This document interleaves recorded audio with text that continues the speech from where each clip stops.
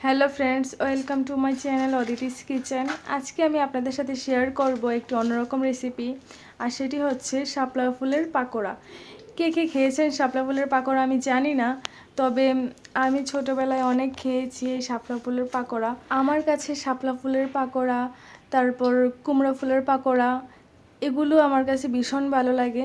ছোটোবেলায় মা যখন এই ফুলের বড়াগুলো ভাজতো তখন আমি চুলার পাশে বসে থাকতাম, কখন মা ভাজবে আর কখন আমি এই গরম গরম পাকোড়া খাবো। তো আমার বাসায় যখন শাপলাগুলো আনলো, আমি দেখলাম যে এমন ছোট ছোট ফুলগুলো আছে।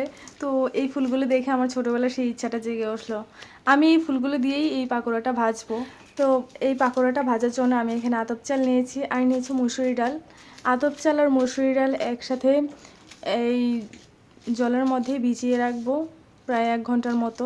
আর এখানে আমি যে শাপলা ফুলের পাকোড়া ভাজবো বলেছিলাম, সেই শাপলা ফুলের যে সাদা পাপড়িগুলো আছে সেই সাদা পাপড়িগুলো আমি ছিঁড়ে নিয়েছি। এই সাদা পাপড়িগুলো দিয়েই মূলত শাপলা ফুলের পাকোড়াটা ভাজবো। তো শাপলা ফুলের পাকোড়া ভাজার জন্য আমি যে চাল এবং ডালটি ভিজিয়ে রেখেছিলাম, সেই চাল এবং ডালটি আমি ভালো করে ধুয়ে পরিষ্কার করে নিয়েছি। এবার আমি একটি ব্লেন্ডারে এগুলো দিয়ে ব্লেন্ডার করে নিব।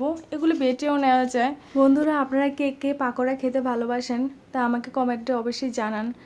আমি ঠিক এইভাবে চাল এবং ডালটি ব্লেন্ডার করে নিয়েছি। এবার এই চাল এবং ডালের মধ্যে আমি সেই ফুলের পাপড়িগুলো দিয়ে দিয়েছি। ও একটা কথা, আমি ফুলের পাপড়িগুলো কিন্তু মাঝখান দিয়ে একটু কেটে নিয়েছিলাম। এখন এগুলোর মধ্যে আমি পেঁয়াজ আর কাঁচামরিচ দিয়ে একটু মিশিয়ে নিচ্ছি ভালো করে।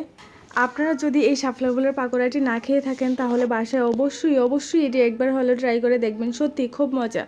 এখন আমি এগুলো ভালো করে মেশানোর পরে এগুলোর মধ্যে আমি দিয়ে দিচ্ছি 1/2 চামচ কালো জিরে, স্বাদ মতো লবণ, আর দিয়ে দিচ্ছি হলুদের গুঁড়া, আর দিয়ে দিচ্ছি 1/2 চামচ মরিচের গুঁড়া। এখানে মরিচের গুঁড়াটা স্কিপও করা যায়, বাসায় ছোট বাচ্চা থাকলে স্কিপ করতে পারেন। আর দিয়ে দিচ্ছি 1/2 চামচ জিরা গুঁড়া আর 1/2 চা চামচ গরম মশলা গুঁড়া।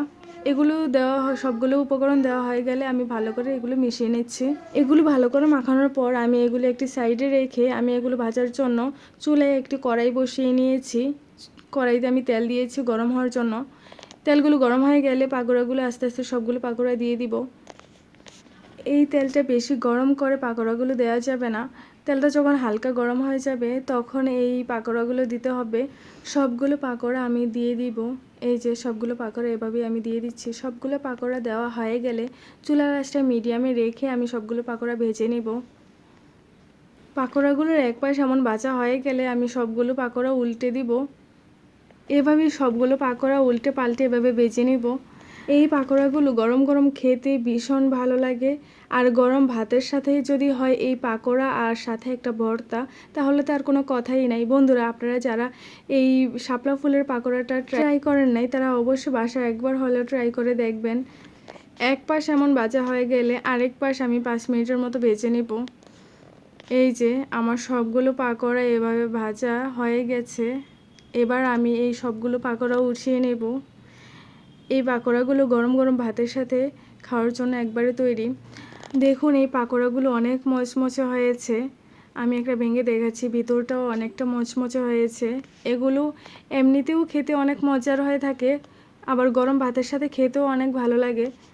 তো আপনারা বাসায় অবশ্যই এটি ট্রাই করে দেখবেন। আর আমার ভিডিওটি যদি ভালো লেগে থাকে তাহলে একটি লাইক করে দিবেন।